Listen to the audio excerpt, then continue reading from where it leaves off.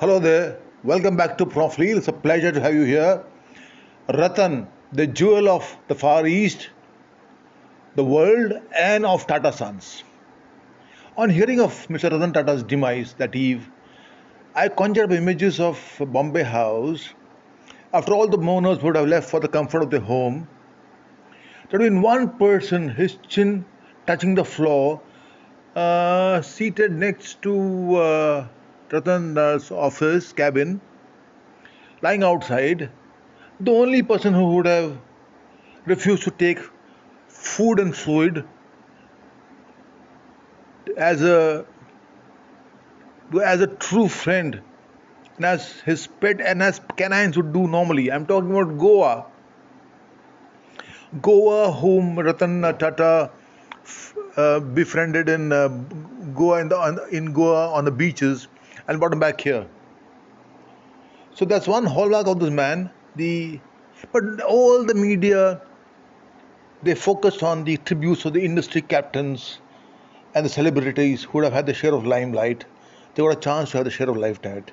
But nobody focused on Goa and what is he in, what state he's in, what condition he's in. Not even one single media. They just put a picture of us. That's it. Over. After that, what happened to Goa? Now, when I had the opportunity of knowing the Tatas very well because KD Skandan, my first cousin, used to be PA to Late Navalbhai Tata for 30 years. Now, KD had a lot of stories about JRD, about Navalbhai, and about Ratan. Well, he was made director in charge on taking over in 1971, if memory serves, of Nelco. And that's when KD Skandan was deputed to him as a PA. And the young man had a Himalayan task on his hand. Nelco had only a market share of 0.2% with a loss margin of 40%. This in 1971. Despite JRD's reluctance to give him funds, he got the funds after a lot of hiccups. And with his efforts at the helm, he helmed Nelco, and which had now at 20% market share of sales. But emergency imposed in 75 undid all his efforts, and despite Ratan's efforts to ensure that Nelco invested more in technology than in the usual stuff they're doing, which was not selling in the market anymore, the Bombay House did not listen to him. They did not give him the funds then. Nelco shut down because of the belligerent union also. And also because he had this tough time with the satraps, Modi and Palkhiwala, who did not like this young man.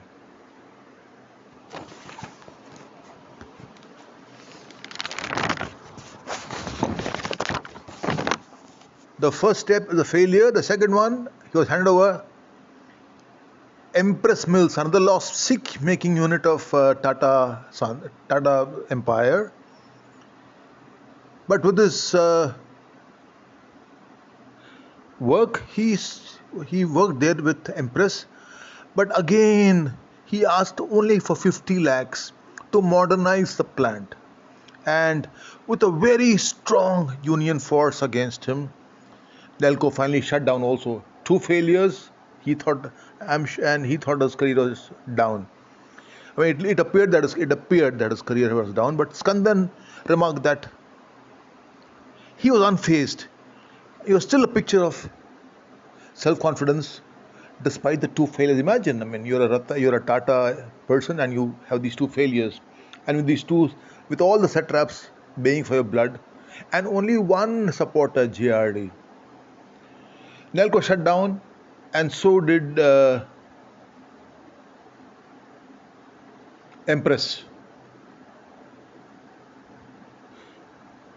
And why Ratan Tata is great in my book, I'll explain later. Not for his business, not much for his business expansion of Tata, but something much more than that. And when 1991, when JRD stepped down, he appointed Ratan Tata as the chairman managing director of Tatas, the first thing he did was, because JRD has remarked somewhere that he saw something of himself in Ratan Tata, that's why he appointed Ratan Tata as the chief of the Tata Empire. The first thing Ratan did was to decrease the retirement age from 70 to 66. That was not revenge, but for the Tata company, some satraps had to then retire, but to ensure that the company embraced technology and modernized to become huge, become growth, and to grow all over. And with these satraps were that included Modi, included Palkhiwala, included Ajit Kerkar of Tata IIHCL. All these people, and along with them went the hanger-ons. So now he had a clear hand, he had a clear ground to play with for Tatas to grow.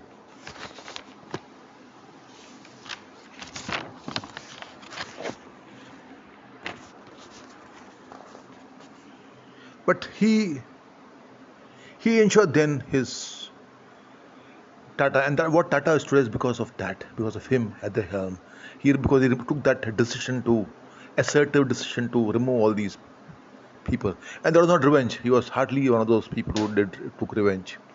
And that's seen in his attitude with the Ford company people who laughed at him and told him to get lost when he went to them to bail out, to help out Tata Motors. And when he bailed out Ford, when they're in total debt, he didn't even mention anything condescending. He just, with grace, he took it, that's it, over. And Skandan talks about his great trait of learning and the fact that he always wanted his people around him to learn, keep learning. And Skandan, who was very happy with his, as a PA, with his shorthand notebook and his dictation and his typewriter, was one day told by Ratan Tata, listen, Skandan, you have to learn computers. You have to master computers. Now that was, it was a sort of ultimatum, otherwise you will have trouble. Skandan said, he told me that he felt stung. How did the young man, I've been putting so many years for Tatasons, I worked with Navalbhai, and this young man has cheek to tell me this. But later, Skandan told me that he did the best thing possible for me, Neil. I mastered computers. I'm so happy today, thanks to Ratan Tata. That was the greatest gift I received from Ratan Tata. His assertiveness of ensuring that I learned how to work on a computer. So that's Ratan Tata, another facet of his.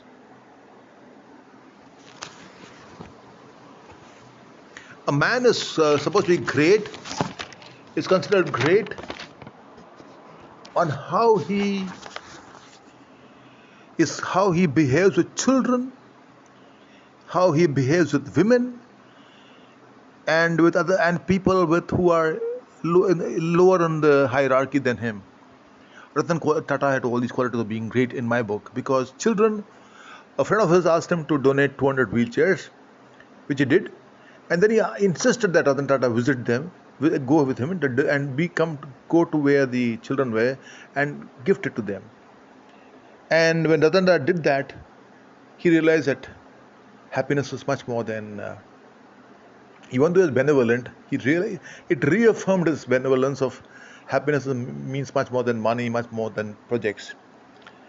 That act for children, and there's no woman whom he's befriended has talked anything nasty about him, never. Everybody only talks about his nicety, his humility, his sense of humor.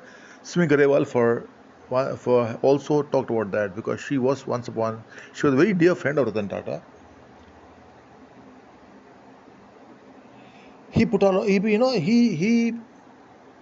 in such a way that he was, as Skandan says, he was always nice, always humble, always nicety personified.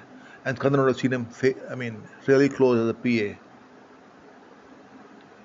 And the fact that he did all this with all his achievements, he always stood behind. He let his team in front to take the limelight. Skandan always says that. He's always put his team members, they did it. I mean, like, for example, his tendency of empathizing with the that act of empathizing with the lowest rung employee. All the Tata head honchos of the Nano project were going in a car on a highway when the tire burst. So all the executives they came out of the car and they went into the nearby bushes and they're talking and they're having a smoke, etc. Suddenly they found Mr. Ratan Tata missing. I looked for him. They saw he had taken off his jacket, taken off his tie, rolled up his sleeves, and was helping the driver to replace the tire. Isn't that empathy?